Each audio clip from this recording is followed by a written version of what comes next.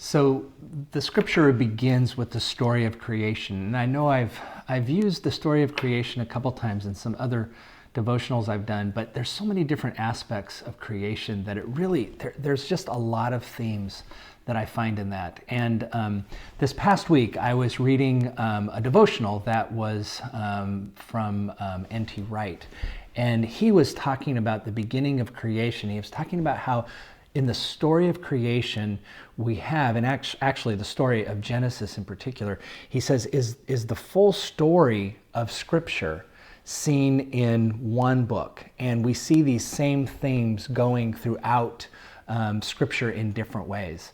And one of the aspects of this is the partnership or the relationship that humanity has with God, but also then with creation.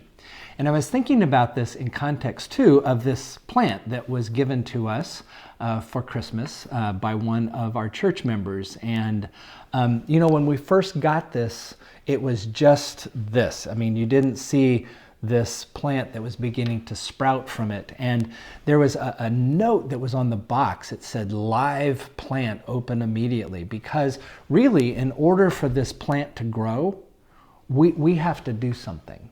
Well, I say we. Melanie has to make sure that she waters this plant, because if she doesn't put water in here, if she doesn't tend to it, it's not going to grow. So it's a gift that was given to us that has this potential for growth, but we have to participate in that.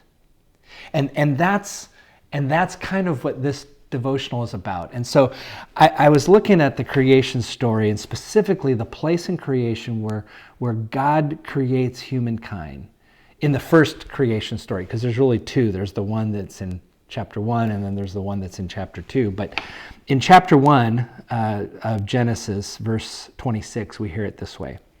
"Then God said, 'Let us create humankind in our image, according to our likeness.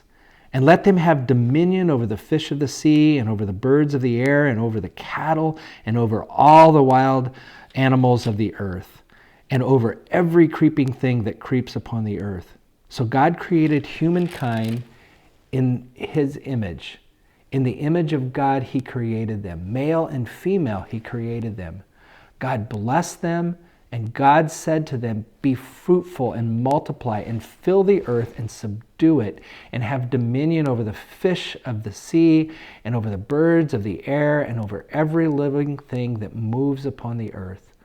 God said, 'See, I have given you every plant yielding seed that is upon the face of the earth, and every tree with seed and in its fruit, and you shall have them for food.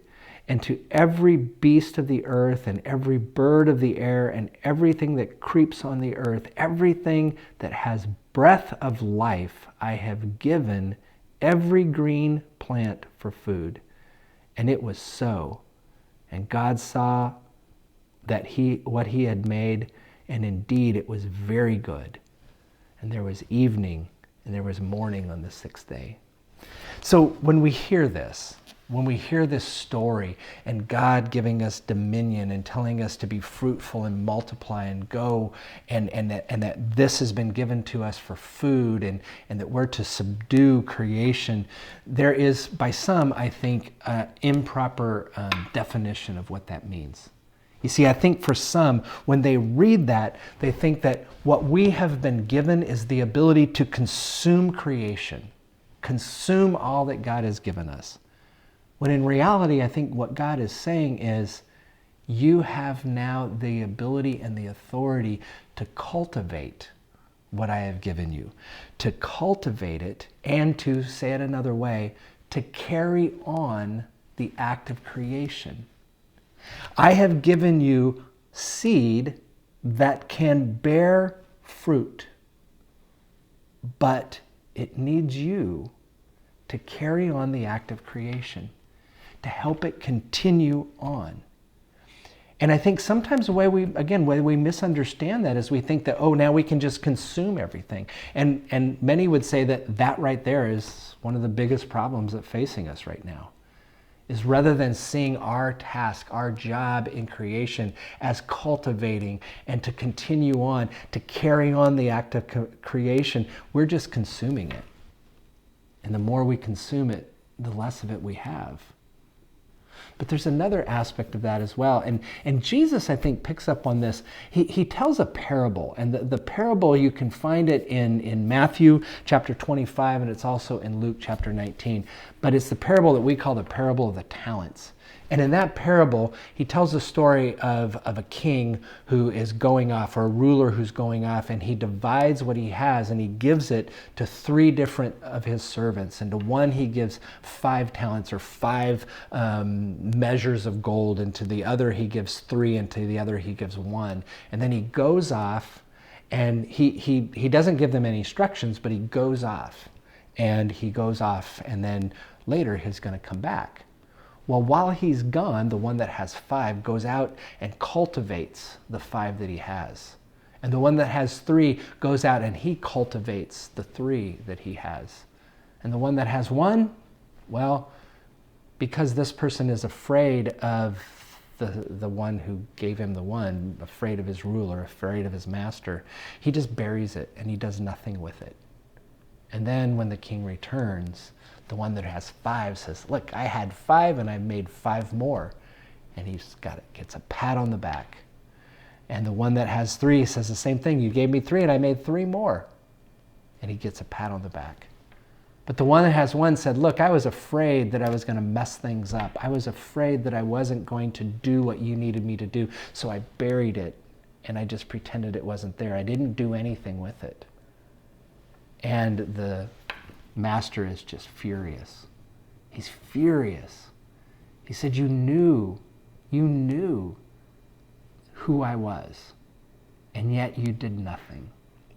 So, for me in that story, there's this idea that if we don't carry on the act of creation, either by over-consuming or simply ignoring our tasks within this world, within this idea of needing to cultivate what God made for us, then we're not doing what is a part of the very beginning of creation. When God made us with the expectation that we would help carry on what God started in the beginning. And the extent to which we do that, by cultivating the creation that God has given us and respecting what God is giving us, is how we live out what it means to be a human in the image of God. So I hope and I pray that somehow we can begin to find a way to cultivate and not consume, to put into use and not to simply ignore those things that God has made for us.